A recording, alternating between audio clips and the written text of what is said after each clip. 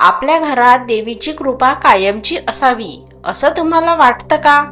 तर नवरात्रीतील एक विशेष विधी आहे कन्यापूजन. अष्टमी किंवा नवमीच्या दिवशी केलेले या पूजनाने घरातील अडथळे दूर होतात आणि सुख समृद्धी नांदते. चला तर मग आज आपण जाणून घेऊया नवरात्रीत कन्यापूजन कसे करावे ते सविस्तर. नवरात्री हा उत्सव फक्त देवीची उपासना करण्याचा नसून आपल्या घरात सकारात्मक ऊर्जा निर्माण करण्याचा, भक्तिभाव वाढवण्याचा आणि मातृशक्तीला मान देण्याचा आहे. या नवरात्रीच्या शेवटच्या टप्प्यावर म्हणजे अष्टमी किंवा नवमीच्या दिवशी कन्यापूजन ही एक विशेष परंपरा पार पाडली जाते. लहान मुलींमध्ये देवीचे रूप आहे असा विश्वास शतकानुशतकांपासून आहे.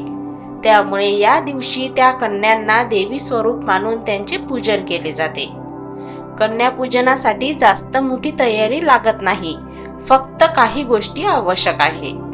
लहान मुलींना बसण्यासाठी स्वच्छ आसन, पाय धुण्यासाठी स्वच्छ पाणी आणि तांब्या किंवा कलश, पूजनासाठी हळद, कुंकू, अक्षदा आणि फुले, आरतीसाठी दिवा, अगरबत्ती व धूप, प्रसादासाठी खीर, हलवा पुरी किंवा पुरणपोळी आणि शेवटी दक्षिणा, भेटवस्तू किंवा गोड पदार्थाचा छोटासा पॅकेट.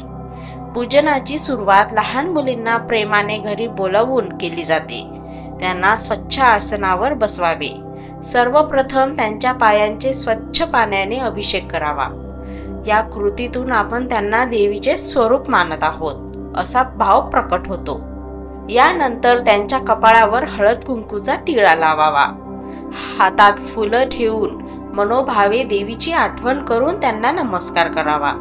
कन्यांच्या रूपात आपण दुर्गेचेच पूजन करतो, हीच या विधीची खरी भावना आहे. पूजनानंतर कन्यांना प्रसाद म्हणून भोजन दिले जाते. जेवणात गोड पदार्थ असावा, कारण गोडवा म्हणजे आनंद, समाधान आणि शुभत्व यांचे प्रतीक मानले जाते. अनेक ठिकाणी यावेळी खीर, हलवा पुरी किंवा पुरणपोळीचा नैवेद्य असतो. जेवण झाल्यानंतर कन्यांना छोटेखानी भेटवस्तू किंवा दक्षिणा दिली जाते.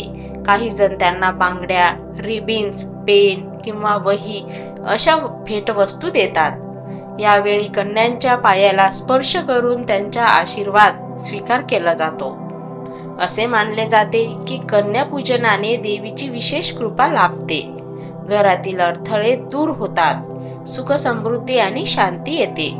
या विधीमध्ये मुख्य गोष्ट म्हणजे शुद्ध मन, भक्तिभाव आणि आदर. ही होती नवरात्रीत कन्यापूजन करण्याची सोपी व सविस्तर पद्धत. आपल्या सर्वांच्या घरी देवीची कृपा कायम राहो. नवरात्रीत कांदा लसूण का खात नाहीत? खरं कारण तुम्हाला माहीत आहे का? जाणून घेण्यासाठी या व्हिडिओवर क्लिक करा. मंडळी, तुम्हालाही हा व्हिडिओ उपयोगी वाटला असेल तर नक्की लाईक करा, आपल्या मित्रपरिवारांसोबत शेअर करा आणि सोपे जीवन चॅनलला सबस्क्राईब करायला विसरू नका. जय माता दी.